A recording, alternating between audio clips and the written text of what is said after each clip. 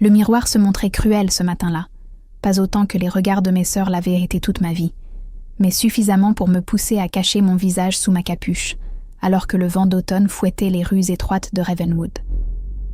Notre petit village se situait au nord, là où le soleil se couchait trop tôt et où les ombres régnaient plus longtemps que souhaité. C'était le jour de la cérémonie du choix, le rituel annuel durant lequel le roi alpha de la meute de loups-garous, protecteur de nos terres, choisirait une épouse parmi les jeunes femmes éligibles. Je savais pertinemment que je ne serais pas choisie. Je ne l'étais jamais pour quoi que ce soit.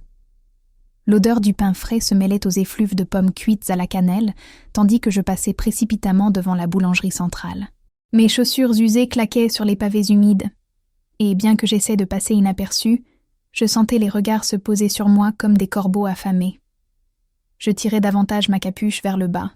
« Elisa, Elisa, attends !» La voix de ma mère résonna depuis la porte de notre petite chaumière.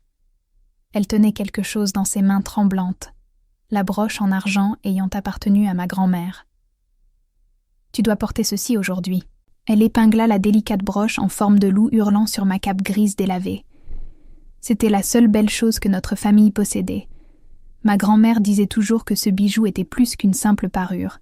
C'était un rappel que, même dans les nuits les plus sombres, nous devons trouver le courage d'élever la voix et d'appeler la lune. « Ça n'a aucun sens, maman, » murmurai-je en touchant le métal froid. Tout le monde sait qu'il ne me regardera pas. Ses yeux, si semblables aux miens par la forme mais différents par la couleur, les siens bleus comme des lacs d'été, les miens gris comme la brume hivernale, s'emplirent d'une détermination que je voyais rarement. « Écoute-moi bien, ma fille. Il y a des malédictions qui sont lancées, et celles que nous acceptons comme vérité. La pire d'entre elles est celle que nous renforçons nous-mêmes chaque jour. » Ces paroles restèrent gravées en moi, alors que je me dirigeais vers la place centrale. La malédiction. Ces mots prononcés par mes 3 sœurs aînées quand j'avais seulement 7 ans, lors d'un rituel enfantin que je n'ai jamais oublié. Elles m'avaient encerclée cette nuit de nouvelle lune, des bougies noires à la main, et avaient déclaré « Maudite soit celle au sang impur, que son apparence révèle ce qu'il y a à l'intérieur, la marque de l'intruse, la tache de la honte. Que personne ne la désire jamais, qu'aucun regard d'amour ne se pose sur toi. Les enfants peuvent être cruels, surtout lorsqu'ils répètent des mots entendus dans les recoins sombres de la maison, murmurés par les adultes. Mais quelque chose s'était produit après ce rituel improvisé. Un picotement avait parcouru ma peau, et le lendemain, le miroir avait révélé une marque sur mon visage. Une tache en forme de croissant de lune, qui descendait de mon œil droit jusqu'au coin de ma bouche. Personne n'avait jamais su expliquer ce qui s'était passé. Ma mère disait que c'était une coïncidence, une réaction allergique. Mais je connaissais la vérité. La malédiction s'était manifestée. La place centrale était décorée de guirlandes de feuilles dorées et rouges. De hautes torches formaient un cercle autour de l'estrade en pierre, où le roi Alpha ferait son choix. Toutes les familles de la région étaient présentes avec leurs filles, parées de robes fines et de coiffures élaborées. Mes sœurs, Katharina, Béatrice et Diana, étaient éblouissantes dans leurs robes de soie, vertes, rouges et bleues. Katharina, l'aînée, possédait une beauté classique à couper le souffle, avec des cheveux dorés tombant en boucles parfaites jusqu'à sa taille, des yeux verts comme des émeraudes et des lèvres naturellement roses. Béatrice avait ce charisme et ce sourire capables d'illuminer n'importe quelle pièce. Diana était la plus intelligente et la plus douée avec les herbes médicinales. Et moi, j'étais l'étrange, la différente, celle qui ne trouvait jamais sa place. « Cache-toi au fond, Elisa !» ordonna mon père en rejoignant ma mère. Ces mots étaient rudes, mais ses yeux trahissaient une inquiétude sincère. « Il vaut mieux que le roi ne te voie pas. Tu sais comme il peut être imprévisible. » J'acquiesçai et m'éloignai vers les coins les plus sombres de la place. La foule s'ouvrit telle la mer Rouge sur mon passage. Personne ne voulait être trop près de la fille marquée, comme on m'appelait. Je me réfugiai derrière une colonne de pierre antique d'où je pourrais observer sans être vue. C'est alors que les tambours commencèrent à résonner. Un rythme primitif qui accélérait le pouls. La foule se tut instantanément. De l'autre côté de la place, une procession émergea d'entre les maisons de pierre. Des hommes grands et forts, à la posture de guerriers et aux yeux sauvages, flanquaient une figure centrale qui fit rater un battement à mon cœur. Le roi Alpha, Nathaniel Blackthorne, était effroyablement magnifique. Il n'y avait pas d'autre description possible. Grand, mesurant au moins 2 mètres, il avait les épaules larges et une musculature définie visible même sous sa lourde cape de fourrure noire. Son visage semblait sculpté dans le marbre, mâchoire forte, nez droit, sourcils sombres et denses, surmontant des yeux d'un doré impossible. Ses cheveux noirs étaient partiellement retenus par des tresses complexes, décorés de petits ornements en argent qui tintaient lorsqu'il bougeait. Des cicatrices traversaient son visage et ses bras exposés, marque de bataille racontant sa féroce protection du territoire. Alors qu'il avançait vers l'estrade, quelque chose d'étrange se produisit. Son pas faiblit un instant. Sa tête tourna légèrement, comme s'il avait capté une odeur dans l'air. Ses yeux dorés balayèrent la foule, cherchant quelque chose. Mon cœur semblait vouloir s'échapper de ma poitrine, et je me recroquevillais davantage dans les ombres. L'ancien du village, M. Hemsworth, s'avança avec son bâton de chêne sculpté. « Bienvenue, Majesté Alpha Nathaniel de la Meute de la Nuit. Comme le veut la tradition vieille de 200 ans, nous offrons à votre choix les demoiselles de Ravenwood. Que votre décision renforce les liens entre nos peuples et apporte la prospérité à la terre que nous partageons. » Une à une, les jeunes femmes du village montèrent sur l'estrade, se présentant avec des révérences profondes. Mes sœurs furent appelées par ordre d'âge. Katharina la première, exhibant sa grâce et sa beauté parfaite, savoura le regard d'approbation qui parcourut la foule. Elle était la favorite indiscutable. Ensuite vint Béatrice, dont le sourire radieux arracha même un léger haussement de sourcils au roi. Diana fut la dernière d'entre elles, son port élégant et sa connaissance des herbes étant louée par l'ancien durant la présentation. Le roi Alpha observait chacune d'elles avec une expression impénétrable. Ses conseillers chuchotaient à son oreille, vantant probablement les qualités de chaque candidate. Je fus surprise de constater qu'il ne semblait particulièrement impressionné par aucune, pas même par Katharina, dont la beauté était comparée à celle des légendaires sirènes de la mer du Nord. Lorsque la dernière jeune femme fut présentée, je sentis mes épaules se détendre légèrement. C'était terminé, et j'étais restée invisible, comme toujours. C'était mieux ainsi. Que ferait un roi alpha de quelqu'un comme moi? Quelqu'un de marqué, de différent, de maudit? Monsieur Hemsworth leva les mains pour entamer le discours final, mais l'inattendu se produisit. Le roi Alpha leva la main, interrompant la cérémonie. Sa voix, lorsqu'il parla pour la première fois, était profonde comme un tonnerre lointain. Manque-t-il quelqu'un? Un murmure confus parcourut la foule. Toutes les jeunes femmes éligibles avaient été présentées. Je sens un arôme différent, unique. Ses yeux dorés balayèrent à nouveau la foule, plus intense cette fois. Quelqu'un se cache dans les ombres. Je retins mon souffle, sentant un frisson descendre le long de mon échine. Il était impossible qu'il fît référence à moi. Et pourtant, quelque chose au fond de mon esprit, peut-être l'instinct, peut-être la folie, me disait que si. Il avait perçu ma présence. « Majesté », intervint M. Hemsworth, visiblement mal à l'aise. Toutes les demoiselles convenables ont été présentées conformément à notre accord. Le roi Alpha descendit de l'estrade d'un mouvement fluide qui m'évoqua un prédateur. La foule s'écarta instinctivement, ouvrant le chemin tandis qu'il avançait dans ma direction. J'essayais de me fondre dans le mur de pierre derrière moi, mais il n'y avait aucune échappatoire. Lorsqu'il s'arrêta à moins de 2 mètres, je pus sentir la chaleur irradier de son corps.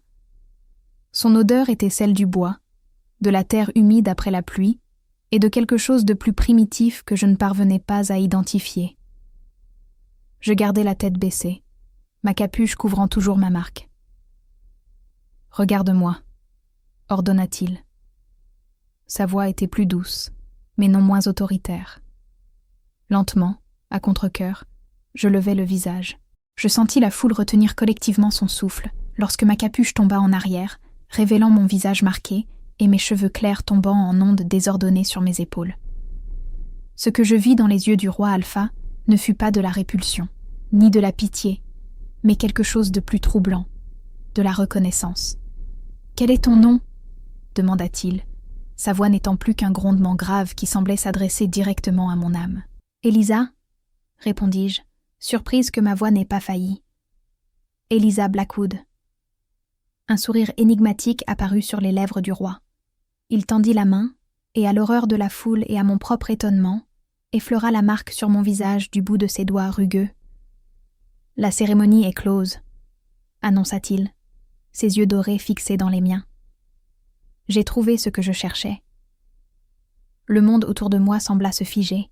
Les chuchotements horrifiés de la foule parvenaient à mes oreilles, comme étouffés par un épais brouillard. Le contact du roi Alpha sur ma marque picotait encore sur ma peau, et je ne pouvais détacher mes yeux des siens, cet or liquide qui semblait contenir à la fois le feu et les ombres. Majesté. La voix stridente de mon père rompit le silence, alors qu'il avançait de quelques pas tremblants vers nous. Il doit y avoir une erreur. Ma fille Elisa n'a pas été préparée pour. Elle n'est pas convenable pour. Silence. Une seule parole, prononcée sans que le roi n'élève la voix, mais chargée d'un tel pouvoir que mon père recula comme s'il avait été physiquement poussé. Je vis ses mains trembler et la sueur perler sur son front. « Mon choix est fait », déclara le roi Alpha en se tournant pour faire face à la foule. « Cette jeune femme viendra avec moi à la forteresse de Pierre Noire à l'aube.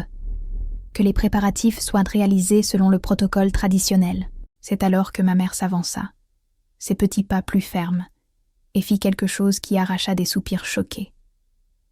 Elle s'agenouilla non pas devant le roi, mais à mes côtés, prenant mes mains dans les siennes.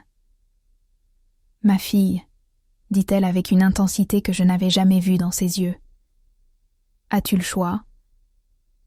On a toujours le choix. Je compris ce qu'elle disait réellement. Pour la première fois dans l'histoire de Ravenwood, quelqu'un remettait implicitement en question le droit absolu du roi Alpha de choisir. Je vis le visage de plusieurs personnes pâlir, craignant des représailles. Les conseillers du roi se tendirent, mains proches de la garde de leurs épées. Même mes sœurs, qui avaient toujours été cruelles avec moi, semblaient terrifiées par ce que ma mère venait de suggérer. À ma grande surprise, le roi Alpha inclina légèrement la tête dans un geste suggérant le respect. « Votre mère est sage, Elisa Blackwood, » dit-il, sa voix semblable à un rugissement contenu. « Alors je vous le demande directement. Acceptez-vous de venir avec moi de votre plein gré ?» Je sentis le poids de toutes les histoires racontées sur la forteresse de Pierre Noire et ses habitants sauvages. Je sentis la broche en argent de ma grand-mère contre ma poitrine, me rappelant d'avoir le courage de hurler lors des nuits les plus sombres, et pendant un instant fugace, je ressentis un étrange appel, comme si quelque chose dans mon propre sang répondait à quelque chose dans le sien. « Pourquoi ?» parvins-je enfin à demander, surprise par ma propre audace. Parmi toutes ces jeunes femmes, pourquoi choisir la marquée, la maudite ? Un murmure choqué parcourut la foule. Personne ne questionnait le roi Alpha. Personne. Ses yeux dorés se plissèrent, non pas de colère, mais avec une curiosité intense. Il fit un pas vers moi, baissant le visage, jusqu'à ce qu'il puisse parler pour que moi seul l'entende. « Pourquoi, petite louve ?» chuchota-t-il avec une intensité qui fit frissonner ma peau. « Il n'y a aucune malédiction en toi, seulement un signe que je cherche depuis plus longtemps que tu ne pourrais l'imaginer. » Je reculai d'un pas, étourdi. « Je ne suis pas une louve, je suis juste humaine. » Son sourire révéla des dents blanches et pointues, pas complètement transformées, mais définitivement pas totalement humaines. « En es-tu sûr ?» demanda-t-il. Et quelque chose dans sa voix résonna dans les profondeurs de mon être, éveillant un écho dont j'ignorais l'existence. Ma mère tenait encore mes mains, ses doigts serrant les miens comme pour me transmettre un message silencieux. Pendant un moment, je crus voir un échange de regards significatifs entre elle et le roi, mais ce fut si rapide que cela aurait pu n'être que mon imagination. « J'irai », annonçai-je finalement, ma voix ferme malgré le tremblement qui parcourait mon corps. De mon plein gré. Cette nuit fut la plus longue de ma vie. La petite chaumière que je partageais avec ma famille se transforma en un chaos d'activités. Des malles furent ouvertes, de vieux vêtements déterrés, des amulettes de protection distribuées. Mes sœurs m'évitaient, comme si mon choix était une maladie contagieuse, sauf au moment où elles parvenaient à me lancer des regards mêlant envie, colère et incrédulité. Seule Diana, la plus jeune après moi, s'approcha quand tout le monde dormait déjà. Elle s'assit sur le bord de mon lit, le matelas fin s'affaissant sous son poids, et plaça une petite fiole en verre dans mes mains. « C'est un élixir de courage », expliqua-t-elle à voix basse.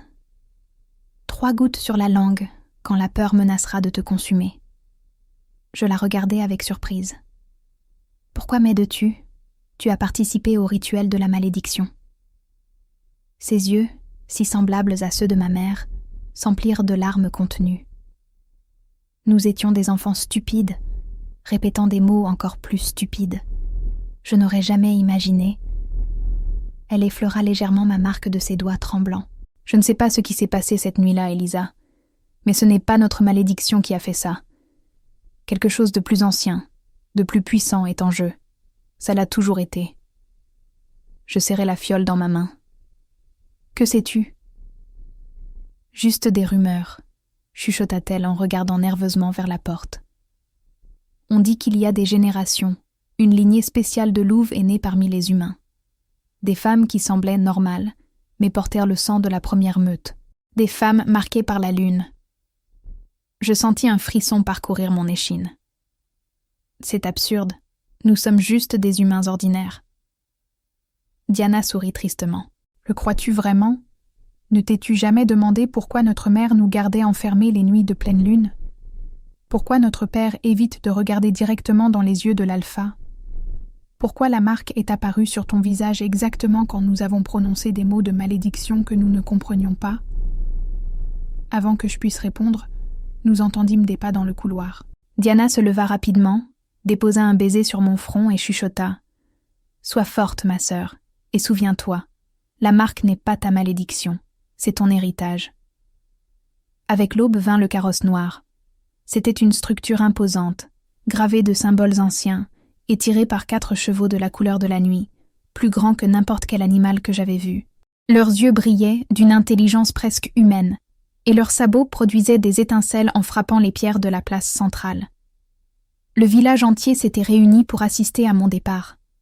Leurs visages affichaient un mélange de crainte, de fascination et de pitié. Mon père était pâle comme un fantôme, ses yeux évitant les miens.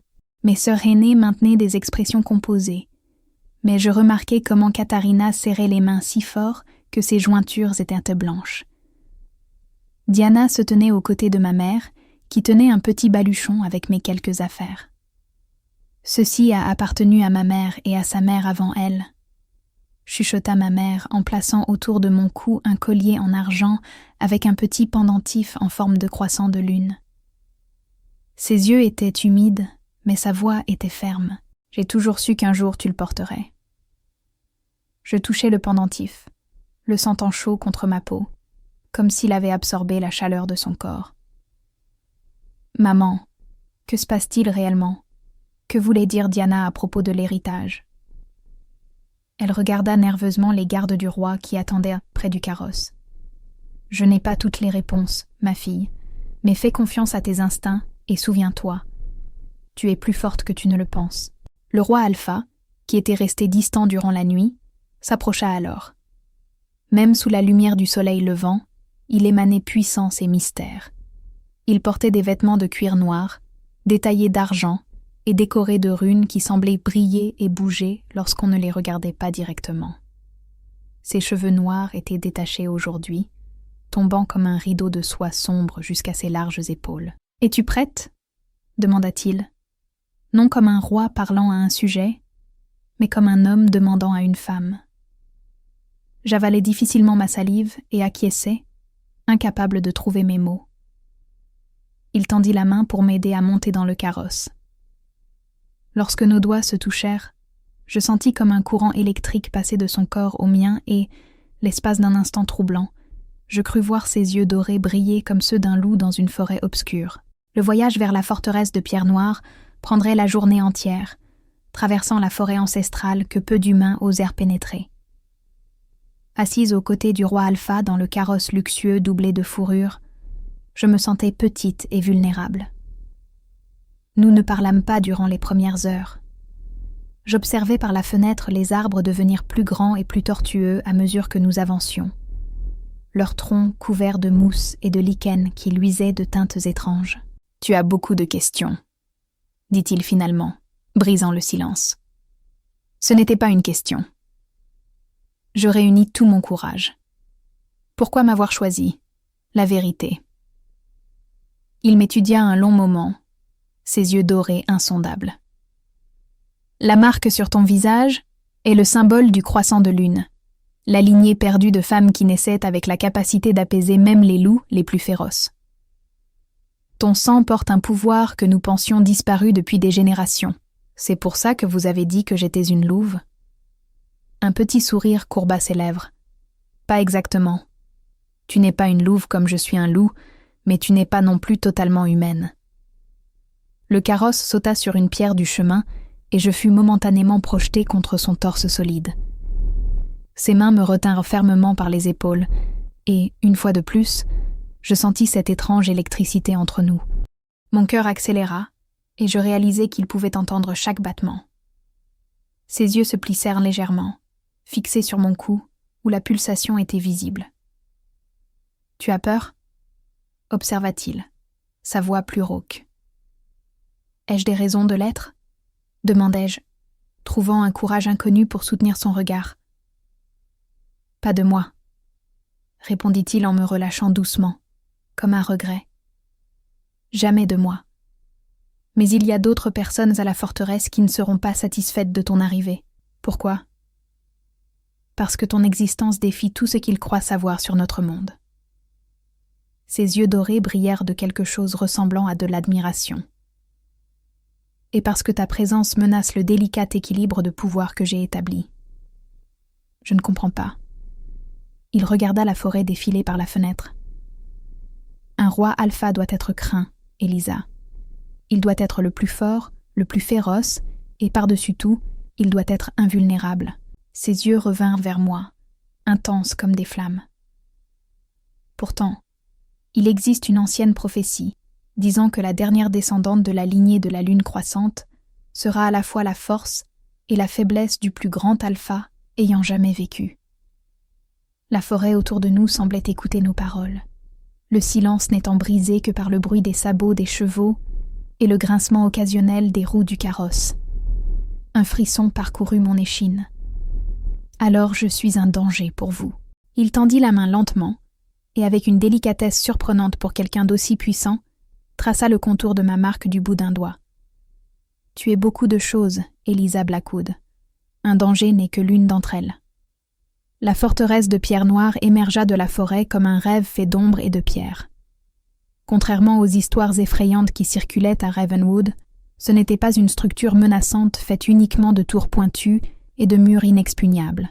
Elle était majestueuse, ancienne et étrangement vivante, une extension naturelle de la montagne à laquelle elle s'intégrait, avec des arbres poussant dans ses cours intérieures et des fontaines alimentées par des sources souterraines. Lorsque nous traversâmes l'énorme portail de bois renforcé de fer, des dizaines d'yeux se tournèrent vers nous, ou plus précisément vers moi. Des gens, ou des êtres qui ressemblaient à des gens à première vue, interrompirent leurs activités pour observer le carrosse. Des gardes à la posture rigide, des serviteurs portant des paniers de nourriture, des artisans travaillant des métaux précieux, tous s'arrêtèrent et s'inclinèrent devant le roi, mais leurs yeux, qui variaient entre le doré et même l'argenté, restaient fixés sur mon visage découvert. « Ils peuvent le sentir », expliqua le roi Nathaniel en observant mon expression nerveuse. « Mon odeur ? Mon sang est différent, unique. C'est pour ça que tout le monde regarde, parce qu'ils perçoivent que je ne suis pas totalement humaine. » Les mots sonnaient étrangement dans ma bouche, comme si je parlais de quelqu'un d'autre. « Partiellement », répondit-il, son visage prenant une expression plus fermée. « Ils sont aussi curieux de voir qui j'ai choisi. » Il y avait des attentes. Le carrosse s'arrêta devant un escalier de marbre noir menant à l'entrée principale de la forteresse. Un comité d'accueil nous attendait. 3 hommes et 2 femmes, tous à la posture fière et vêtus d'habits finement élaborés au ton sombre, décorés de symboles semblables à ceux que le roi arborait. « Le Conseil des 5, expliqua Nathaniel à voix basse avant de descendre du carrosse. « Mes conseillers les plus proches et ceux qui résisteront le plus à ta présence. » Il tendit la main pour m'aider à descendre. En l'acceptant, je sentis à nouveau cet étrange courant d'énergie entre nous, plus intense à présent. L'espace d'un instant fugace, j'eus l'impression de voir quelque chose bouger sous sa peau, comme des muscles se réarrangeant, des os voulant changer de forme. « Majesté. » La femme la plus âgée du groupe s'avança avec une révérence rigide. Ses cheveux gris étaient tirés en un chignon sévère, et ses yeux ambrés m'examinèrent, sans dissimuler leur désapprobation. « Nous voyons que vous êtes revenu avec votre choix. »« Lady Morgana, » répondit le roi, sa voix portant un avertissement implicite. « Voici Eliza Blackwood, du village de Ravenwood. Elle sera traitée avec le respect dû à mon élu. » Un homme d'apparence plus jeune, aux cheveux roux et aux yeux dorés presque aussi intenses que ceux du roi, fit un pas en avant. Il y avait quelque chose dans ses mouvements qui me rappelait un prédateur calculant le moment d'attaquer. « La marque, » dit-il, presque comme une accusation.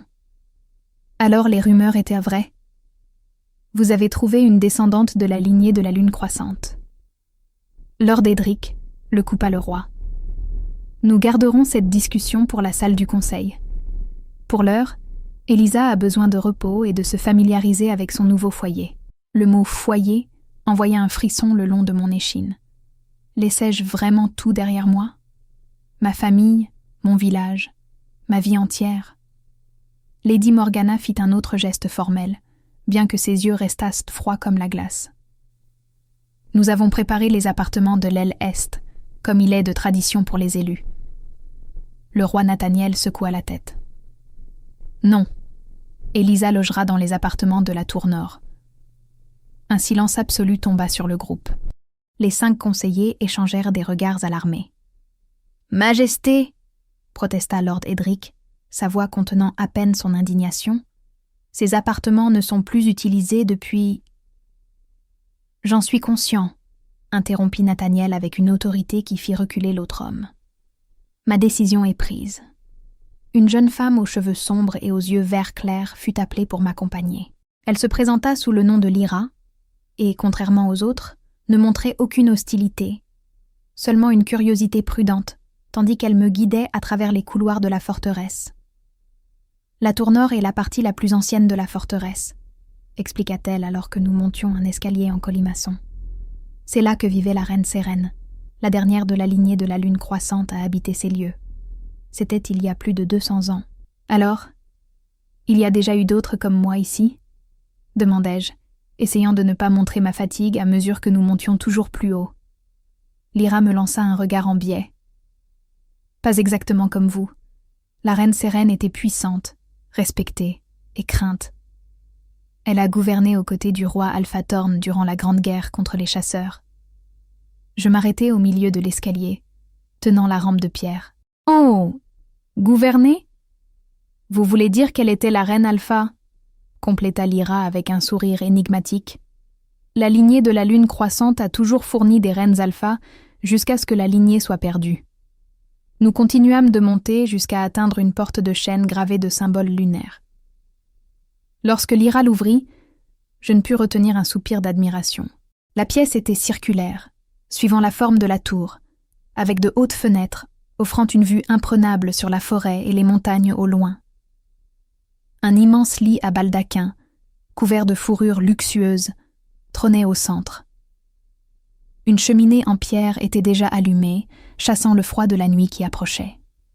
Il y avait une baignoire en cuivre dans un coin, des livres empilés sur des étagères atteignant le plafond et, plus surprenant, un immense miroir en argent encadré de bois noir. « Tout a été préparé selon les instructions du roi, » dit Lyra, désignant la baignoire déjà remplie d'eau fumante.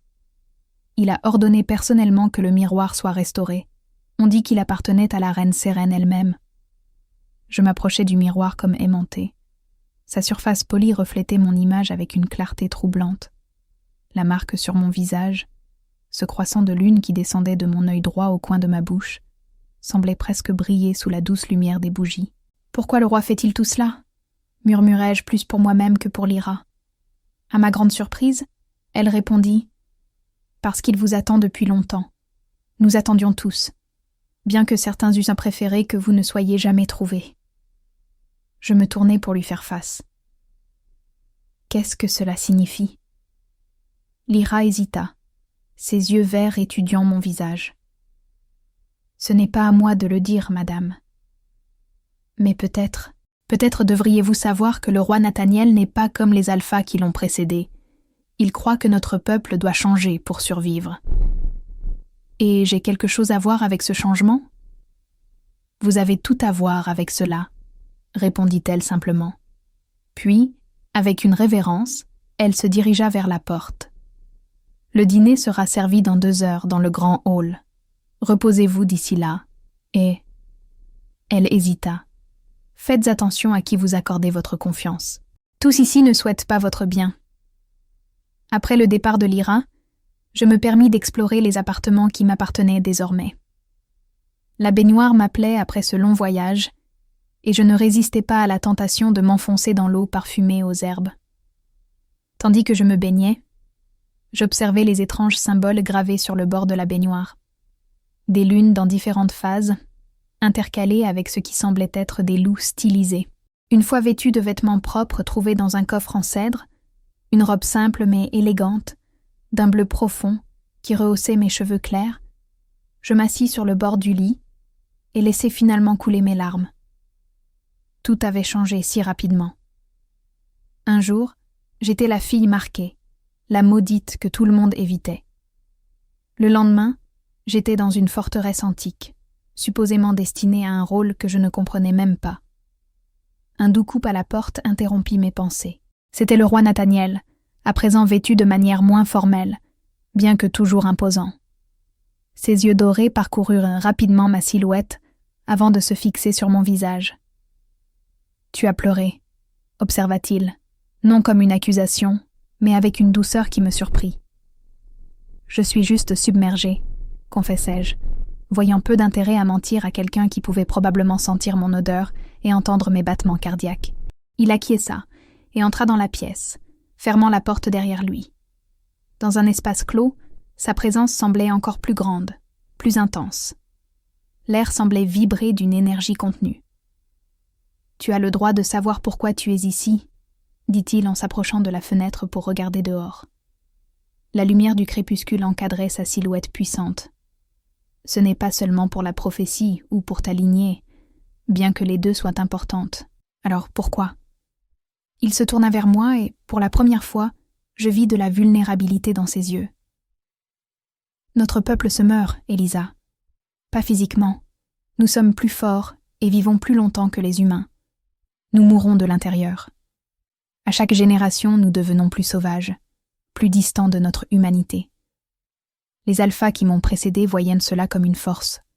Je le vois comme une destruction. Et comment pourrais-je aider à cela ? Demandai-je, sincèrement confuse. La lignée de la lune croissante a toujours apporté l'équilibre, expliqua-t-il, s'approchant jusqu'à n'être plus qu'à quelques pas. Les femmes de cette lignée naissaient avec la capacité unique d'apaiser la bête en nous, de nous rappeler notre humanité sans diminuer notre force. Je me souvins des paroles de Diana sur les louves nées parmi les humains. Ma mère, elle savait. Un sourire triste apparut sur ses lèvres. Ta mère est plus sage que tu ne l'imagines. C'est elle qui m'a envoyé la lettre, il y a 3 lunes, disant que la fille marquée par la lune était prête. La révélation me frappa comme la foudre. Elle a planifié tout ça. Elle t'a protégée jusqu'à ce que ce soit sûr. Les chasseurs existent toujours, Elisa. Ils ont tué systématiquement toutes les femmes de ta lignée dont ils ont pu identifier la marque. Il tendit la main comme s'il voulait toucher mon visage, mais s'arrêta à mi-chemin. C'est autant une bénédiction qu'une cible. Instinctivement, je touchai la marque sur mon visage. C'est pour cela que mes sœurs m'appelaient la maudite. Il n'y avait aucune malédiction dans ce rituel enfantin, dit-il avec certitude. Ce qui s'est passé, c'est que ton héritage a choisi ce moment pour se manifester, probablement provoqué par la forte émotion négative. La marque a toujours été en toi, attendant juste le bon moment pour apparaître. Un tonnerre gronda au loin, et je réalisai que le ciel s'était assombri de nuages d'orage qui approchaient. Le roi marcha jusqu'à la cheminée, ajoutant plus de bois au feu. « Le conseil se réunira après le dîner, » dit-il en changeant de sujet. « Ils exigeront des preuves que tu es réellement celle que je crois. »« Et si je ne le suis pas ?» demandai-je, un froid s'installant dans mon estomac. « Et si tout cela était une erreur ?» Il me dévisagea, ses yeux reflétant les flammes. « Comment peux-tu en être si sûr ?» Nathaniel hésita, puis marcha délibérément dans ma direction. Il s'arrêta à quelques centimètres seulement, si près que je pouvais sentir la chaleur émanant de son corps. Lentement, comme s'il me laissait la chance de reculer, il tendit la main et la posa sur mon cœur. À travers le tissu fin de la robe, je sentis la chaleur de sa paume et quelque chose d'autre. Une attraction, comme si quelque chose en moi répondait à son contact. « Parce que je peux le sentir », dit-il d'une voix rauque. « Je peux sentir le loup endormi en toi, Elisa. Pas comme le mien. Pas un être de dents et de griffes, mais une essence sauvage, libre et ancienne. » Mon souffle se coupa, et l'espace d'un moment troublant, je crus voir quelque chose bouger sous sa peau à nouveau, comme si la créature qui l'habitait s'agitait, essayant d'atteindre quelque chose en moi. C'est ce qu'est réellement la lignée de la lune croissante, continua-t-il, sa voix basse et intense. Pas simplement des humaines avec du sang de loup, mais un équilibre parfait. L'humanité et la bête en harmonie, sans que l'une ne domine l'autre. La tension entre nous était presque palpable, comme un fil invisible nous connectant. Ses yeux dorés semblaient de briller d'une lumière propre, et je sentis une impulsion presque irrésistible de me rapprocher, d'éliminer la petite distance qui nous séparait. Le son d'une cloche résonnant à travers la forteresse brisa le moment. Le roi Nathaniel recula, bien qu'il semblât que l'effort pour le faire fût physique. « Le dîner, » dit-il, sa voix plus contrôlée à présent. « Ah, c'est la tradition que tu sois formellement présenté au clan. Ce ne sera pas facile. Beaucoup doutent encore. D'autres craignent ce que ta présence signifie. »« Que dois-je faire ?» demandai-je, soudainement consciente de l'énormité de ce qui m'attendait. Ses yeux m'étudièrent un long moment. « Sois toi-même, Elisa Blackwood, la fille assez courageuse pour questionner un roi alpha. La femme assez forte pour tout laisser derrière elle pour quelque chose qu'elle comprend à peine. » Un petit sourire apparut sur ses lèvres. « Et par-dessus tout, ne permets à personne de te faire te sentir inférieur à cause de ta marque. C'est ton héritage, ta force, pas ta malédiction. » Alors qu'il se tournait pour sortir, je réunis mon courage pour poser une dernière question. « Et si j'échoue ? Si je ne suis pas ce que tout le monde attend ?» Il s'arrêta à la porte et me regarda par-dessus son épaule, ses yeux brillants de quelque chose que je ne parvenais pas à identifier complètement. De la détermination, peut-être, ou de l'espoir. « Alors nous affronterons cela ensemble, » répondit-il simplement. « Parce que, Elisa Blackwood, ton arrivée a déjà tout changé, que tu le réalises ou non. » Lorsque la porte se referma derrière lui, je restai seule avec le poids de ses mots et la chaleur persistante de son contact sur mon cœur. Je retournai au grand miroir d'argent, observant mon reflet, comme si je pouvais trouver des réponses dans mes propres yeux. La marque sur mon visage semblait différente maintenant. Non plus une source de honte, mais le symbole de quelque chose que je ne comprenais pas encore totalement. Dehors, le premier éclair déchira le ciel, illuminant momentanément toute la chambre. La tempête arrivait, tant au sens propre qu'au figuré, et j'étais, d'une certaine manière, en son centre. Le grand hall offrait une vision imposante. Des colonnes de pierre noire soutenaient un haut plafond décoré de fresques anciennes racontant des histoires de bataille, de transformation et d'alliance.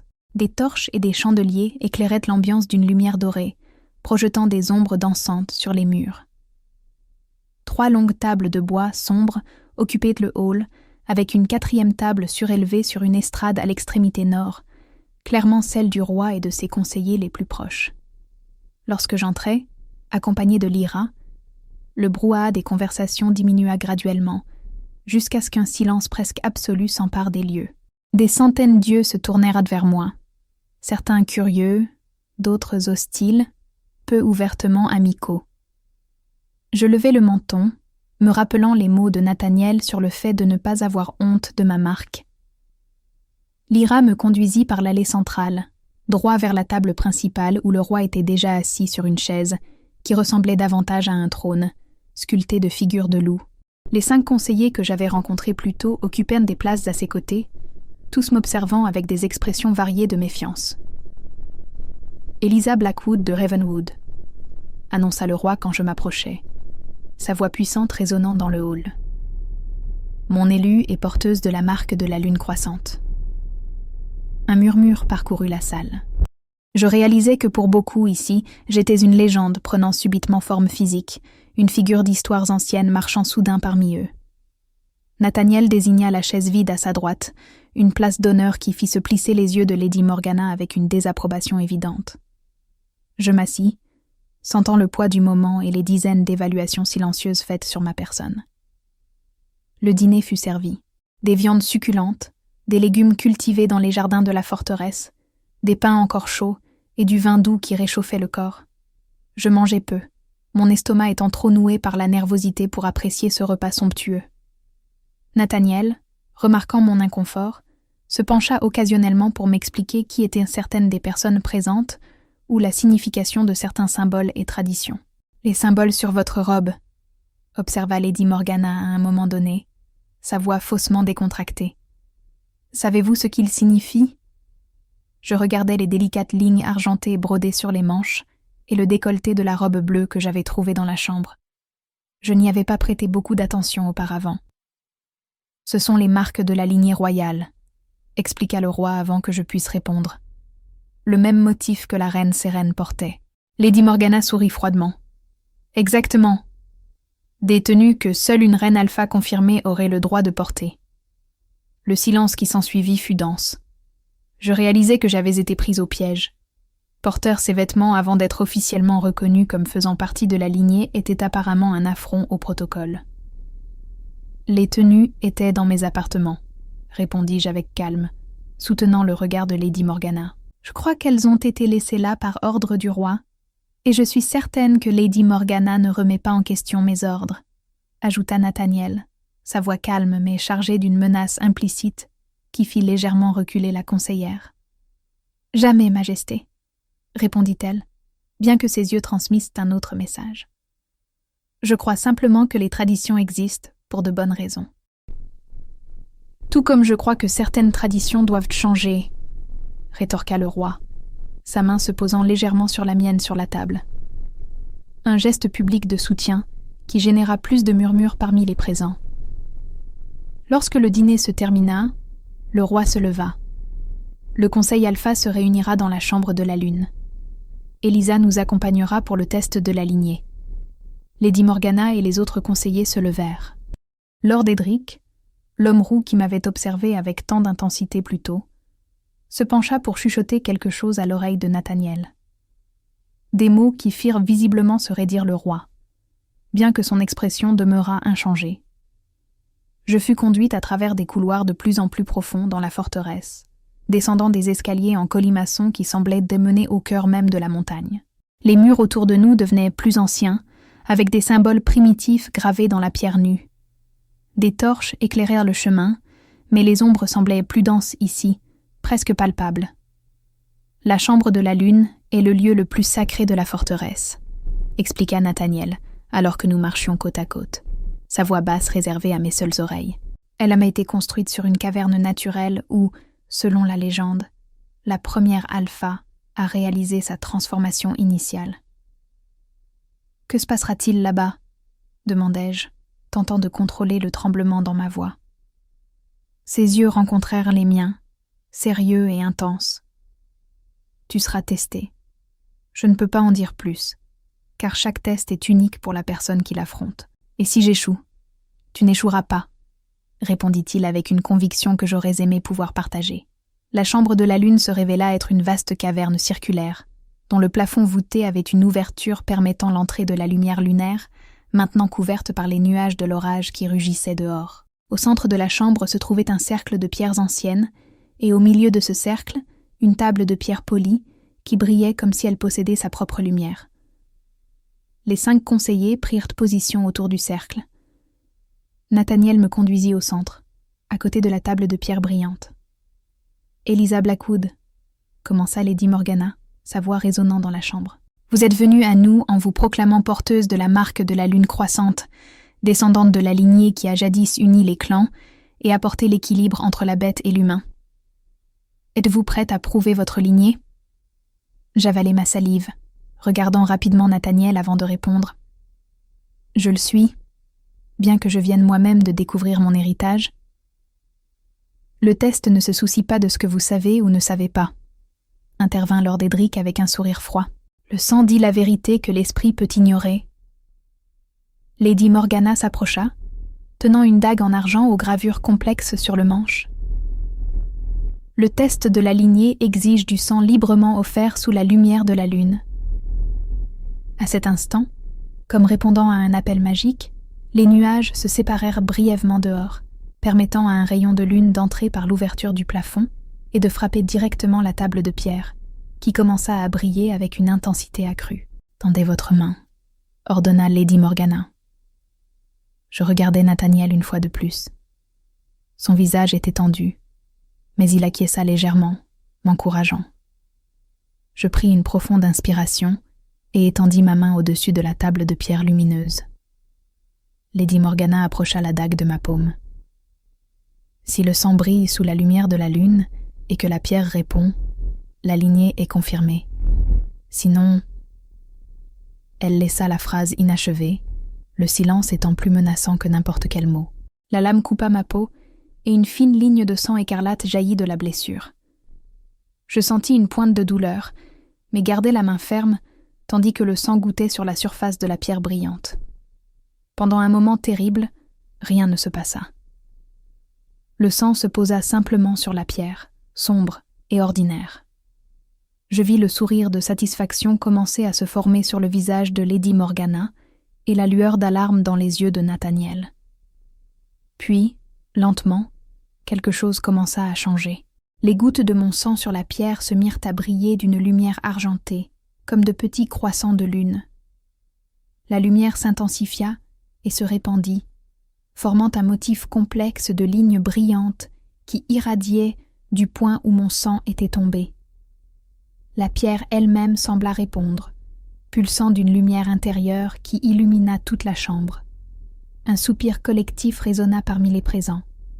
Même Lady Morgana semblait stupéfaite. « La pierre reconnaît le sang de la lune croissante », déclara-t-elle enfin, sa voix légèrement tremblante. « La lignée est confirmée. » Je sentis un soulagement si grand que mes jambes faillirent de flancher. Nathaniel fut à mes côtés en un instant, sa main sur mon coude m'offrant un soutien discret. La chaleur de son contact semblait plus intense maintenant, comme si quelque chose en lui répondait à la confirmation de ma lignée. « Cela prouve seulement le sang », intervint Lord Edric, sa voix coupant l'atmosphère presque révérencieuse qui s'était installée. « Cela ne prouve pas qu'elle possède les capacités. Nous avons besoin du second test. » Nathaniel se raidit visiblement. « Le sang est suffisant pour la confirmation de la lignée. Eliza vient à peine d'arriver à la forteresse. Le second test peut attendre qu'elle soit préparée. Avec tout le respect que je vous dois, Majesté, » insista Lady Morgana, récupérant son calme. En des temps si dangereux, nous devons avoir une certitude absolue. Les chasseurs bougent à nouveau. Si elle est réellement la dernière de la lune croissante, nous devons savoir si elle peut remplir le rôle que la prophétie lui a réservé. Je regardais entre eux, confuse et alarmée. Quel second test ? Ce fut un 3e conseiller, un homme plus âgé à la barbe grise nommé Lord Thorne, qui répondit « Le test de la bête, jeune fille, pour prouver que vous pouvez apaiser le loup intérieur, même du plus féroce alpha. » Mon cœur s'accéléra. Et comment cela serait-il testé ? En présence d'un alpha en pleine fureur, répondit Lord Edric avec un sourire qui n'atteignait pas ses yeux. Généralement, nous utilisons un alpha subordonné pour ce test, puisque le danger est considérable. Non. La voix de Nathaniel trancha l'air comme une lame. C'est trop tôt. Eliza a besoin d'entraînement, de compréhension de ses propres dons. La placer devant un alpha incontrôlé maintenant serait irresponsable. À moins, suggéra Lord Edric, ses yeux brillants d'une malice calculée, que le roi lui-même ne soit disposé à être le sujet du test. Après tout, si la prophétie parle du plus grand alpha ayant jamais vécu, ce serait la preuve définitive, non ? Un lourd silence tomba sur la chambre. Je réalisai qu'Edric avait manipulé la situation habilement. Si Nathaniel refusait, il semblerait douter de moi ou craindre de perdre le contrôle. S'il acceptait, je serais mise en danger significatif, car je n'avais clairement aucune idée de comment apaiser un loup-garou transformé et furieux, encore moins le roi Alpha. « Je ferai le test », déclarai-je subitement, ma voix sonnant plus confiante que je ne le ressentais réellement. Tous les regards se tournèrent vers moi, y compris celui de Nathaniel, le sien chargé d'un mélange d'admiration et d'alarme. « Elisa, dit-il doucement, tu ne comprends pas le danger. » Je levai le menton, touchant instinctivement la broche en forme de loup que ma grand-mère m'avait donnée. Le rappel de trouver le courage de hurler dans les nuits les plus sombres. Si je suis qui tout le monde dit que je suis, alors je dois découvrir mes propres dons. Et il semble qu'il n'y ait pas de temps à perdre. Lady Morgana échangea des regards avec les autres conseillers avant d'acquiescer lentement. L'élu a accepté le défi. Le test de la bête sera réalisé à l'aube dans la clairière des ancêtres. Lorsque nous sortîmes de la chambre de la lune, la tempête s'était intensifiée dehors. Des éclairs illuminaient les couloirs à travers les fenêtres étroites, et le son du tonnerre semblait faire trembler la forteresse elle-même. Nathaniel marchait en silence à mes côtés, son expression sombre. « Tu n'aurais pas dû accepter, » dit-il finalement, quand nous arrivâmes à la base de l'escalier menant à la tour nord. « Il joue un jeu dangereux, surtout Edric. »« Quel choix avais-je » demandai-je en m'arrêtant pour le regarder. « Si je suis réellement la dernière de ma lignée, je ne peux pas me permettre de paraître faible ou hésitante. » Son regard s'adoucit légèrement. « Tu es plus forte qu'il ne l'imagine, c'est évident. Mais le test de la bête... » Il passa la main dans ses cheveux sombres, un geste étonnamment humain pour quelqu'un d'aussi puissant. Quand un alpha perd le contrôle, quand la fureur prend le dessus, il n'y a pas de rationalité, seulement l'instinct. Tu seras face à une créature qui pourrait te tuer d'un seul coup. Et cet alpha, ce sera vous ? Demandai-je directement. Il hésita. Non, si je peux l'éviter. Je tenterai de les convaincre d'utiliser un des alphas subordonnés, peut-être Lord Fenris, qui a plus de contrôle sur sa transformation. Et si vous ne pouvez pas l'éviter, s'ils insistent pour que ce soit vous, ses yeux dorés brillèrent dans la pénombre du couloir. Alors je prierai pour que ton sang soit aussi puissant que je le crois. Il fit un pas vers moi, réduisant la distance entre nous. Elisa, j'ai besoin que tu comprennes quelque chose d'important. Depuis le moment où je t'ai vue au village, quelque chose en moi a changé. Le loup à l'intérieur de moi t'a reconnu d'une manière que je ne peux expliquer complètement.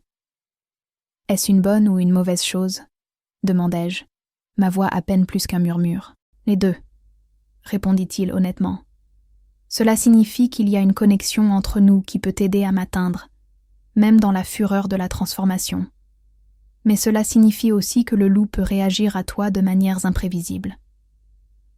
Un éclair particulièrement fort illumina le couloir, soulignant les lignes fortes de son visage l'espace d'un instant fugace. Dans ce bref moment de clarté intense, je crus voir quelque chose changer dans ses traits, un aperçu de la créature qui habitait en lui. « Je crains pour toi », admit-il, sa voix plus rauque. Et cela, en soi, est quelque chose d'extraordinaire. Les alphas ne connaissent pas la peur. Sans réfléchir, je tendis la main et touchai son visage, sentant la texture rêche de sa barbe courte contre mes doigts. Sous mon contact, il ferma brièvement les yeux, comme si le simple toucher était simultanément douloureux et plaisant. Ma grand-mère disait que la peur existe pour une raison, murmurai-je. Elle nous rappelle ce qui est important, ce que nous ne voulons pas perdre. Ses yeux s'ouvrirent, intenses comme des flammes dorées. Sage parole. Il couvrit ma main de la sienne, la maintenant contre son visage un moment de plus, avant de la baisser lentement. Ah, repose-toi autant que tu le peux cette nuit. Demain, peu importe ce qui arrivera durant le test, je te promets que je ferai tout ce qui est en mon pouvoir pour te protéger. Et si vous ne pouviez pas contrôler ? Demandai-je, la réalité de la situation pesant sur moi. Si le loup prend le dessus complètement. Un sourire triste courba ses lèvres. Alors fais confiance à ton sang, Eliza Blackwood. Fais confiance à la lignée qui coule dans tes veines, et souviens-toi, même dans la plus profonde obscurité de la bête, il y a toujours une étincelle de l'homme attendant d'être trouvée. Sur ces mots, il se pencha et, à ma plus grande surprise, déposa un baiser doux sur mon front, un geste presque révérencieux qui envoya une vague de chaleur à travers tout mon corps, jusqu'à l'aube. « Petite louve !» chuchota-t-il avant de s'éloigner dans le couloir sombre, sa silhouette imposante disparaissant dans les ombres, comme si elle en faisait partie. Je montai les escaliers jusqu'à mes appartements, le cœur lourd et l'esprit agité. Dehors, la tempête continuait de rugir, comme un présage de ce qui allait arriver. En moi, une tempête différente se formait, faite de peur, de détermination et de quelque chose d'autre que je n'étais pas encore prête à nommer. La clairière des ancêtres semblait avoir été sculptée par la nature elle-même, pour servir d'arène sacrée, entourée d'arbres anciens dont les troncs étaient si larges qu'il aurait fallu 5 personnes se tenant par la main pour les enlacer. La clairière circulaire était couverte d'un tapis de mousse douce et de fleurs sauvages qui semblaient briller de rosée sous la première lumière du matin. Après la tempête de la nuit précédente, l'air était pur et frais, chargé de l'odeur de terre mouillée et de pin. Un cercle de pierres verticales, semblable à une miniature de Stonehenge, marquait le centre de la clairière. Au milieu de ce cercle, une unique pierre plate, un autel naturel, attendait. J'arrivais accompagnée de Lyra, qui m'avait aidé à m'habiller avec des vêtements appropriés pour le test. Un pantalon de cuir souple, des bottes résistantes et une tunique blanche simple, ornée seulement du symbole de la lune croissante brodée au fil d'argent sur le cœur. La broche de loup de ma grand-mère attachait une cape légère sur mes épaules, et le collier avec le pendentif de lune que ma mère m'avait donné reposait contre ma peau. « Ne montrez pas de peur », chuchota Lyra, alors que nous nous approchions de l'endroit où le conseil attendait déjà.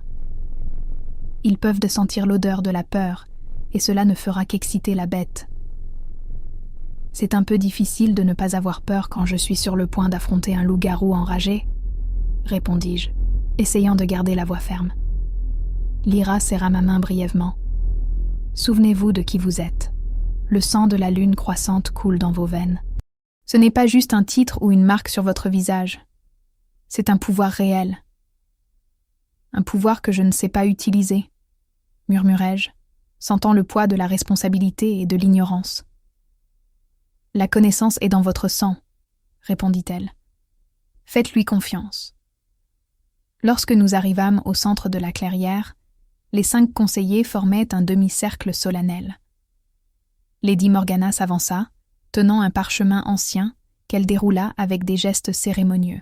Le test de la bête a été établi par la première reine alpha Sélène de la lune croissante, comme preuve définitive des capacités d'une véritable descendante de la lignée, lut-elle à voix haute.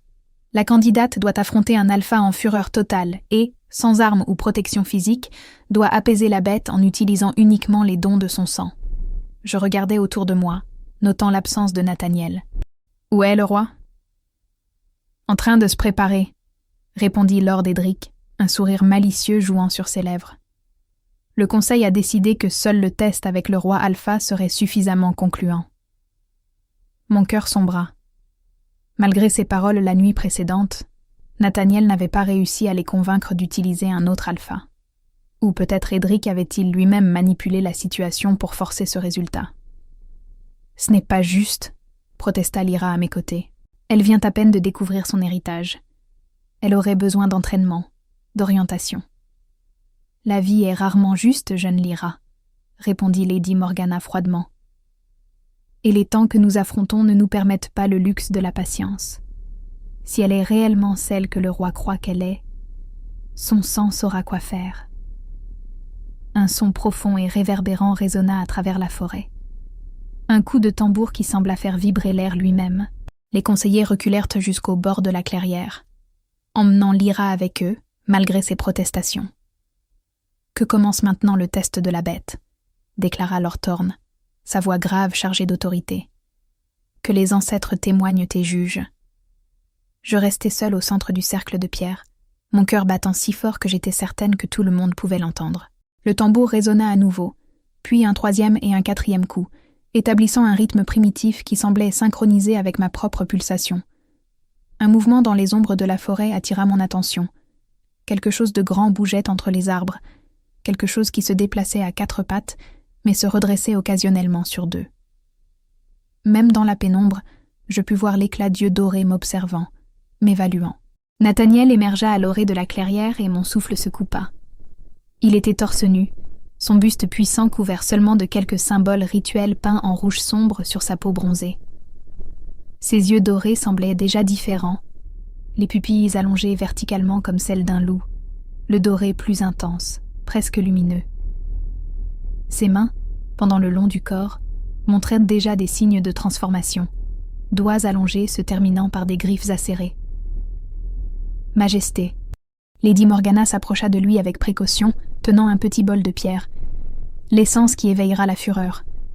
Nathaniel acquiesça raidement, ses yeux ne quittant jamais les miens. Lorsque Lady Morgana leva le bol vers son visage, il inhala profondément. L'effet fut instantané et terrifiant. Son corps entier tressaillit violemment, et un rugissement qui n'était ni humain, ni complètement animal, s'échappa de ses lèvres. Ses yeux, maintenant totalement dorés sans aucun blanc visible, s'injectèrent d'une fureur primitive. La transformation complète commença sous mes yeux. Ses muscles ondulèrent et s'expandirent sous la peau. Les os craquèrent et se réarrangèrent. Des poils noirs jaillirent le long de ses bras et de son torse, tandis que son visage s'allongeait en un museau puissant. En quelques secondes, l'homme avait disparu, remplacé par une créature qui était la personnification des pires cauchemars. Un loup gigantesque dressé sur 2 pattes, mesurant plus de 2,50 m, aux muscles définis sous la fourrure noire et aux griffes qui semblaient incapables de déchirer l'acier. La bête, qui était Nathaniel, jeta la tête en arrière et hurla. Un son si puissant et primordial qu'il fit trembler les arbres eux-mêmes. Puis, ses yeux dorés se fixèrent sur moi, et je n'y vis qu'une fureur sauvage. Aucun trait de l'homme ne demeurait visible. Il avança, bougeant avec une vitesse impossible pour quelque chose d'aussi grand. En quelques bonds, il couvrit la distance entre nous, s'arrêtant à moins de 3 mètres de là où je me tenais, immobile comme une statue. Il renifla l'air, ses babines se retroussant pour révéler des crocs plus grands que mes doigts. « Ne montre pas de peur », répétai-je pour moi-même les mots de Lyra, bien que ce fût inutile. La créature pouvait sentir ma terreur. Je le savais à la façon dont son poil se hérissait, au grognement bas qui vibrait dans sa poitrine. Le loup commença à me tourner autour lentement, comme un prédateur étudiant sa proie. Je pivotai pour garder mes yeux sur lui, refusant de lui tourner le dos, bien que chaque instinct de mon corps hurlât de courir. « Nathaniel » appelai-je, ma voix tremblante. « Je sais que tu es là-dedans. Je sais que tu peux m'entendre. » La créature s'arrêta un instant, inclinant la tête comme si elle était confuse. Puis, avec un grognement furieux, elle avança à nouveau, cette fois arrivant si près que je pus sentir son haleine chaude sur mon visage. Je fermai les yeux, attendant le coup fatal, mais il ne vint pas. Quand je les rouvris, le loup reniflait l'air autour de moi, ses mouvements plus lents maintenant, presque curieux. C'est alors que je sentis quelque chose d'étrange se produire. La marque sur mon visage commença à picoter et à chauffer, comme si elle répondait à la proximité de la créature. Le pendentif de lune à mon cou semblait aussi plus chaud, presque brillant contre ma peau. Et à l'intérieur de ma poitrine, quelque chose semblait s'éveiller, une sensation que je n'avais jamais expérimentée auparavant, comme si un second cœur battait aux côtés du premier à un rythme différent, plus sauvage. Instinctivement, je levai la main. Le loup recula, grognant en avertissement, mais n'attaqua pas. Lentement, maintenant mes mouvements fluides, je tendis la main dans sa direction, paume vers le haut, non en défi. mais en offrande. « Je n'ai pas peur de toi, » dis-je, surprise de réaliser qu'à cet instant, c'était vrai. « Je n'ai pas peur de ce que tu es. » Quelque chose changea dans les yeux dorés de la créature. Une lueur de conscience, peut-être, ou de reconnaissance. Il s'approcha prudemment, son énorme museau à centimètres de ma main tendue. Je sentis son odeur, musc sauvage, forêt dense et tempête, et quelque chose en moi lui répondit comme un écho lointain. Avec une audace que je ne me connaissais pas, je fis un pas en avant, éliminant la distance entre nous. Ma main toucha le poil rêche de son poitrail, juste au-dessus du cœur. À l'instant du contact, un courant d'énergie parcourut mon corps, et la marque sur mon visage sembla pulser de chaleur. « Reviens à moi », chuchotai-je, sentant les mots surgir de quelque part profond et ancien en moi. « Trouve l'équilibre, Nathaniel. Ni homme ni bête. Les deux en harmonie. » Un tremblement parcourut le corps massif du loup. Il ferma les yeux, et un gémissement bas s'échappa de sa gorge, non de douleur, mais presque de soulagement.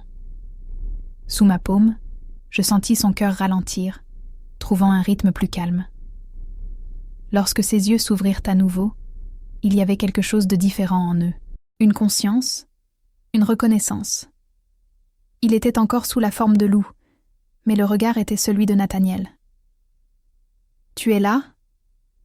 Je souris, des larmes inattendues montant à mes yeux. « Tu es revenu. » Le loup se pencha en avant, jusqu'à ce que son immense museau touche mon front. Un geste presque révérencieux qui me rappela le baiser que Nathaniel avait déposé au même endroit la nuit précédente. Alors, lentement, la transformation commença à s'inverser. Os et muscles se réarrangèrent, les poils reculèrent sous la peau, et le museau rétrograda pour former à nouveau le visage humain. En quelques minutes, Nathaniel était agenouillé devant moi, épuisé, mais complètement humain. Son corps tremblait encore de l'effort de la double transformation, mais ses yeux, dorés même sous sa forme humaine, brillaient d'admiration. « Tu l'as fait, » dit-il, sa voix rauque. « Tu m'as ramené de l'obscurité complète. » Je tendis la main et l'aidai à se relever. Lorsqu'il fut debout, je remarquai le silence absolu qui était tombé sur la clairière. Tous les présents, conseillers, gardes, lyras, observèrent la scène avec des expressions allant de la stupéfaction à la révérence. Lady Morgana fut la première à se remettre du choc. Elle s'avança lentement, son visage habituellement sévère maintenant marqué par une émotion qui semblait proche de la crainte religieuse. « En 200 ans, » dit-elle, sa voix tremblante, « je n'ai jamais vu un alpha en pleine fureur revenir au contrôle sans effusion de sang. Le test de la bête est conclu. » Elle hésita, puis fit quelque chose que personne n'attendait. Une profonde révérence. « Bienvenue, dame de la lune croissante. » Un par un, les autres conseillers suivirent son exemple, s'inclinant en signe de respect. Même Lord Edric, bien que son regard contint encore une ombre de méfiance, s'inclina. « Le conseil reconnaît Eliza Blackwood comme véritable descendante de la lignée de la lune croissante, » déclara Lord Thorne formellement. « Que les anciennes alliances soient renouvelées, que les anciennes promesses soient tenues. » Nathaniel, encore visiblement épuisé par l'épreuve, se plaça à mes côtés. Sa main trouva la mienne, nos doigts s'entrelaçant naturellement. « La cérémonie d'union sera réalisée à la prochaine lune pleine, » annonça-t-il, sa voix récupérant l'autorité royale. « La lignée de l'alpha noir et la lignée de la lune croissante seront unies à nouveau, comme dans les prophéties anciennes. » Je le regardai avec surprise. Union. Un sourire courba ses lèvres.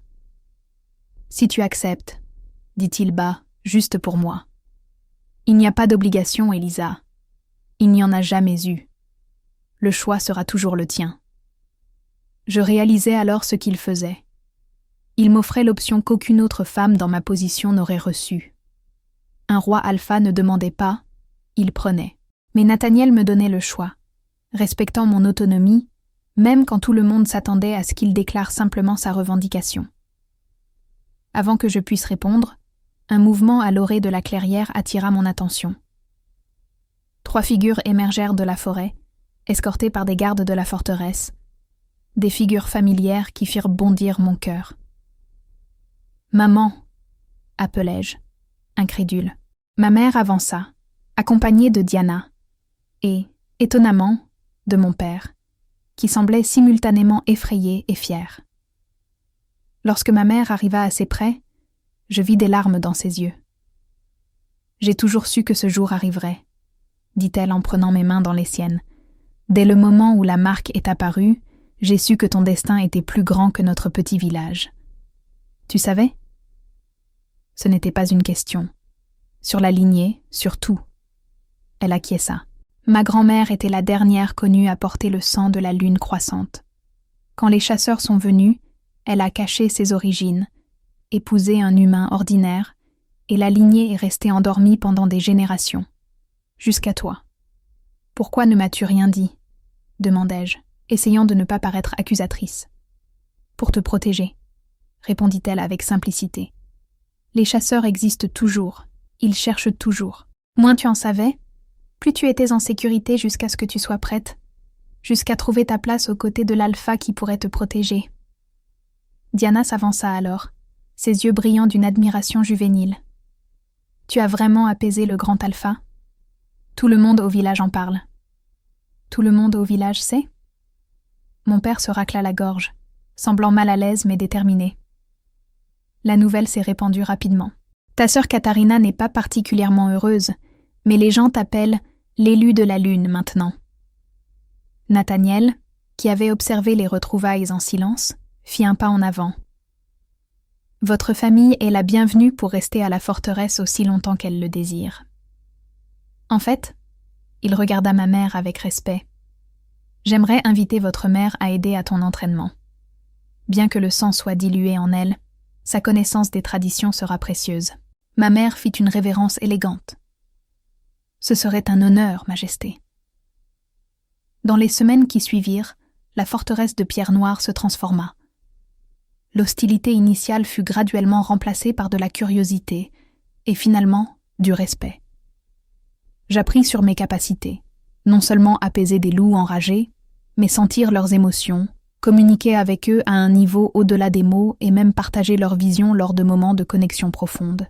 Chaque jour apportait de nouvelles découvertes sur ma lignée, sur l'histoire qui avait été presque effacée, sur les pouvoirs qui couraient dans mon sang. Et chaque nuit amenait Nathaniel à ma porte, non pour exiger, mais pour discuter, connaître, construire une connexion qui allait au-delà de ce que les prophéties avaient prévu. La nuit avant la pleine lune, nous étions dans le jardin suspendu de la forteresse, observant les étoiles. Nathaniel venait de me parler des plans pour unir les clans de loups dispersés afin de créer une nouvelle alliance capable d'affronter la menace croissante des chasseurs.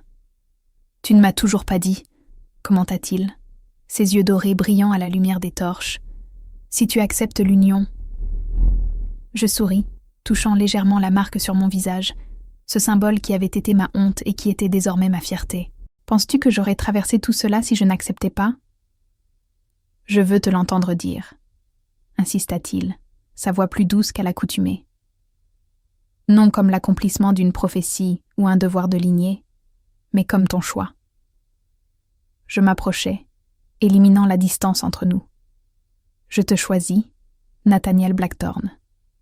L'homme et le loup. Ses yeux brillèrent avec une intensité presque féroce, mais ses mouvements furent étonnamment doux lorsque ses mains encadrèrent mon visage. Et je te choisis, Eliza Blackwood, marquée par la lune et maîtresse de mon cœur sauvage.